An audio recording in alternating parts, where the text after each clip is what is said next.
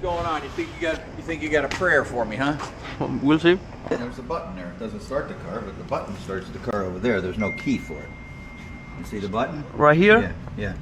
And this key? That's emergency key that if you lock, if the battery dies or something, you have a key that goes into Okay. the bumper. Okay. Open the door. You replace the battery. So in this key, the fob stopped working.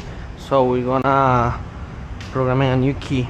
So we're gonna use 6 times to unlock or open the truck from here for programming the key. So in this case, right here, 1, 2, 3, 4. So ready for programming fob owner for 1. 1. Fob 2. We press the button. Start the car.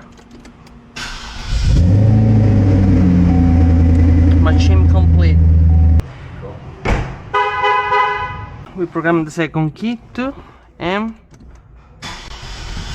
start the car too. Lock, trunk, and stop. All right. 2016 Cadillac XLR. All good, right? You need something else? No? Thank you so much. You're welcome.